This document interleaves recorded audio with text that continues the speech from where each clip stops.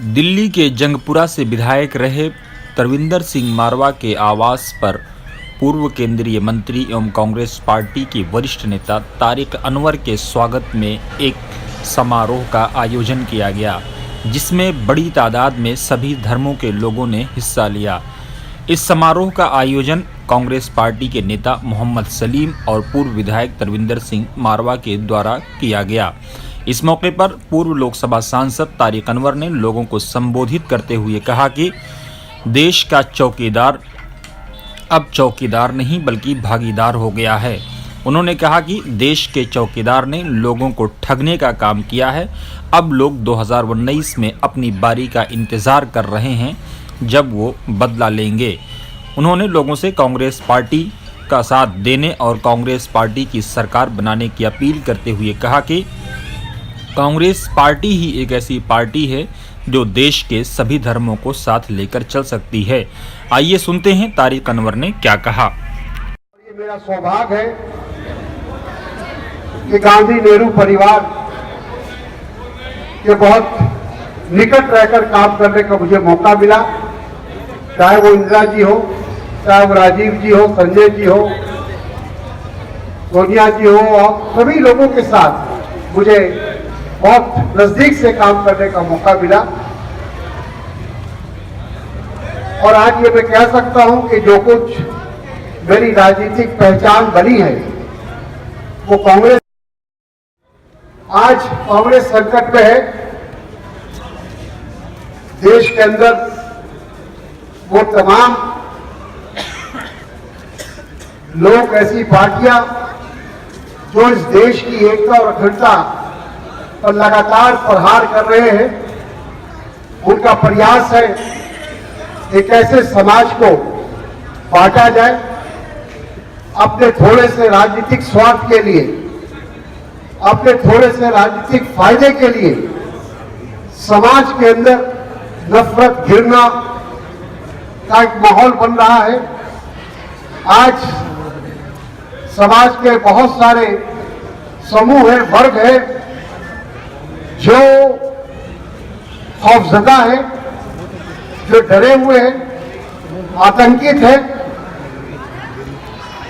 कल कौन सी ऐसी घटना हो जाएगी इसकी कोई जानकारी नहीं है, कोई खबर नहीं है।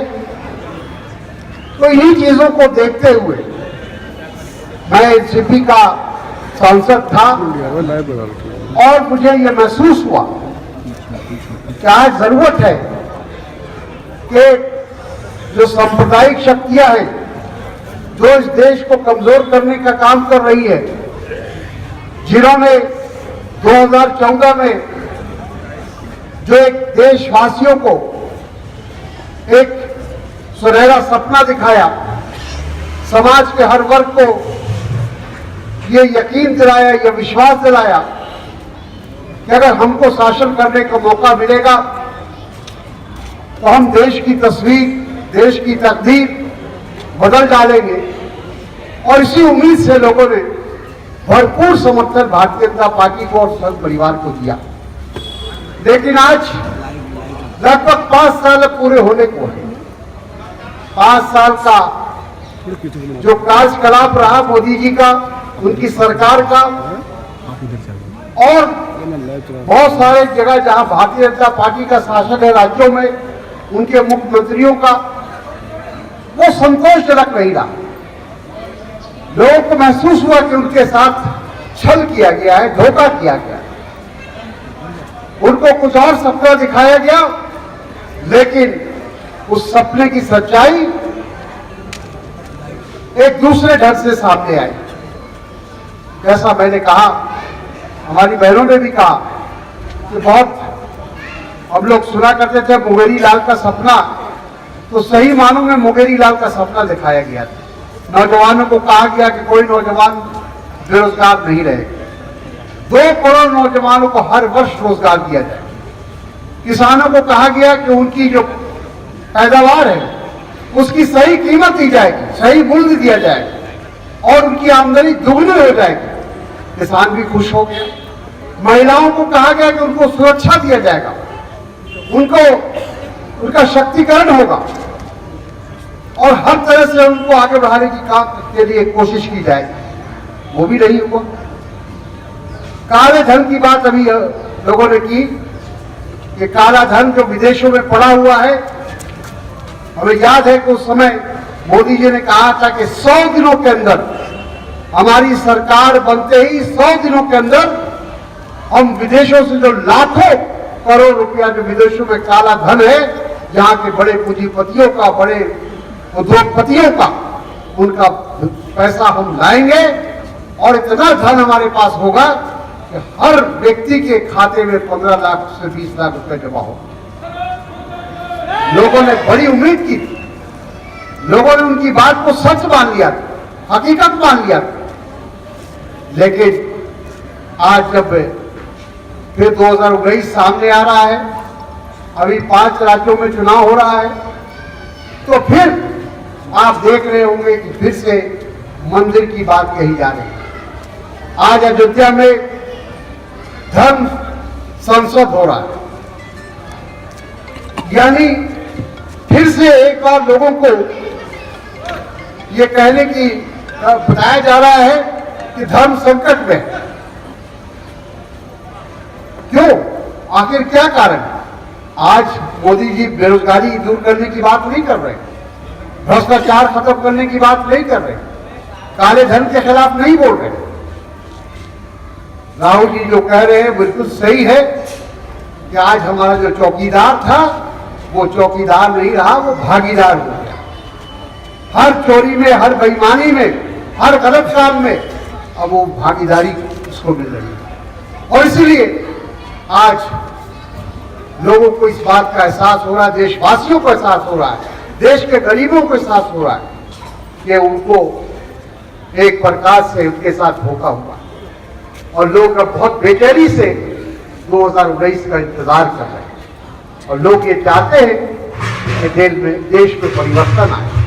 ये बात बिल्कुल सही कहा कि कांग्रेस, जिसका एक लंबा इतिहास है कुर्बानी और बलिदान का, जिसने इस देश के तमाम धर्म और जातियों को जोड़ने का काम किया, जिसने इस देश को एक आधुनिक देश बनाने का काम किया, आज उस देश को फिर से अलग अलग खानों में बांटने की कोशिश हो रही है।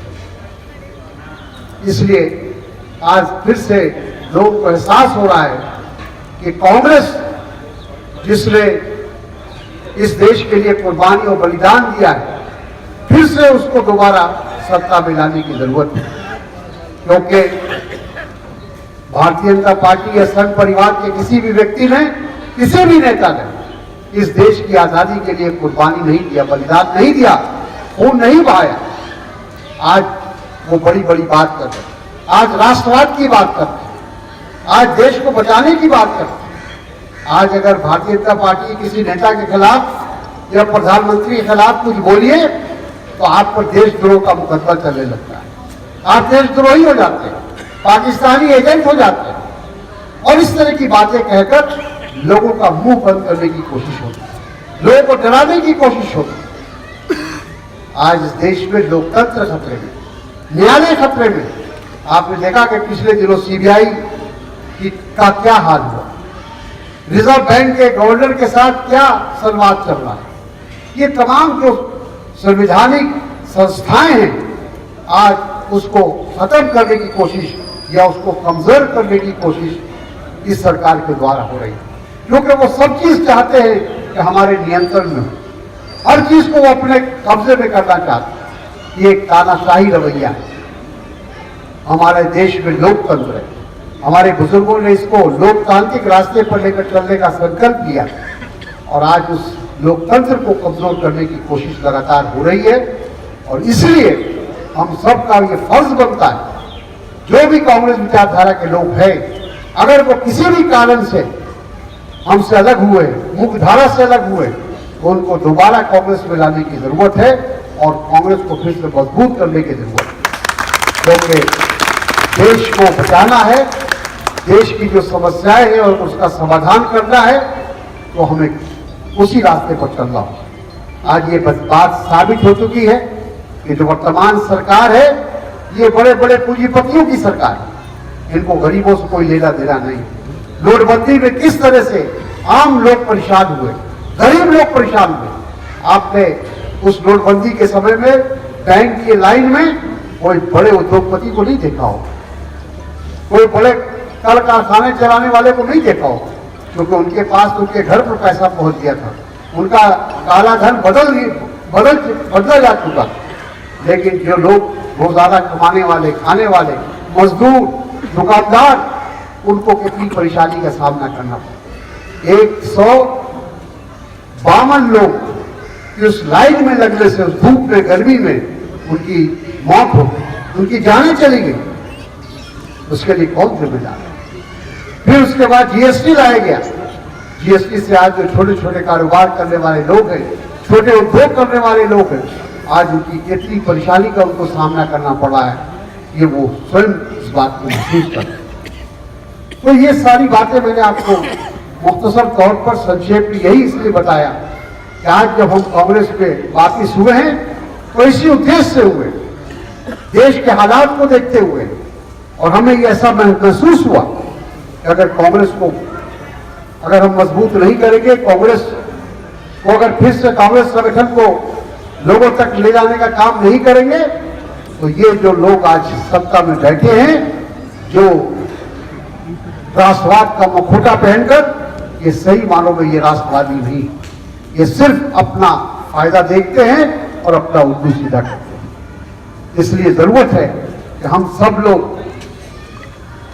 जो कांग्रेस की विचारधारा में यकीन रखते हैं, भरोसा रखते हैं, जो राहुल गांधी के नेतृत्व में विश्वास रखते हैं, सोनिया जी के नेतृत्व में विश्वास रखते हैं, ऐसे तमाम लोगों को हम लोग आना चाहिए।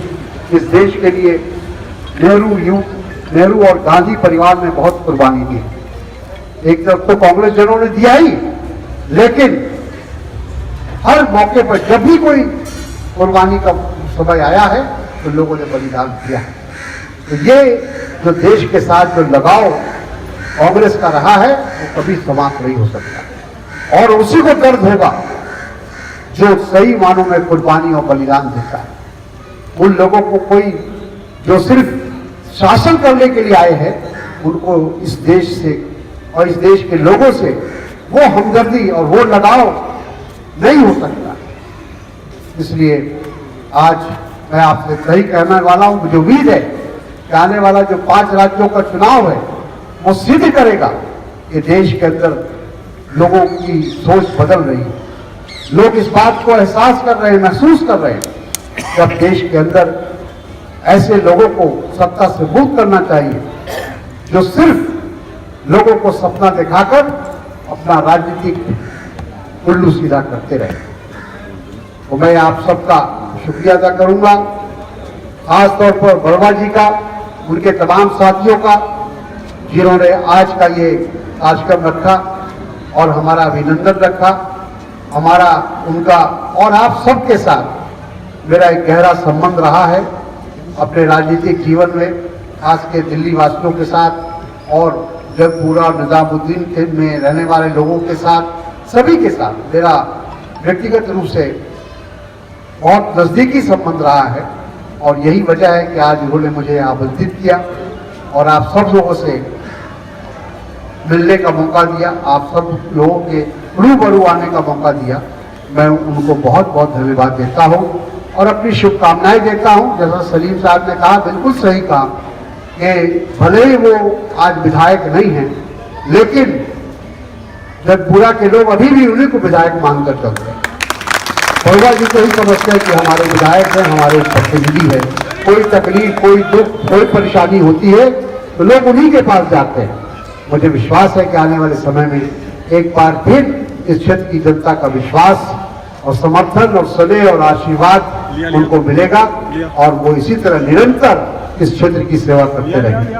मैं आप सबको बहुत बहुत धन्यवाद देते हुए अपनी बात समाप्त करता हूँ। जय हिंद।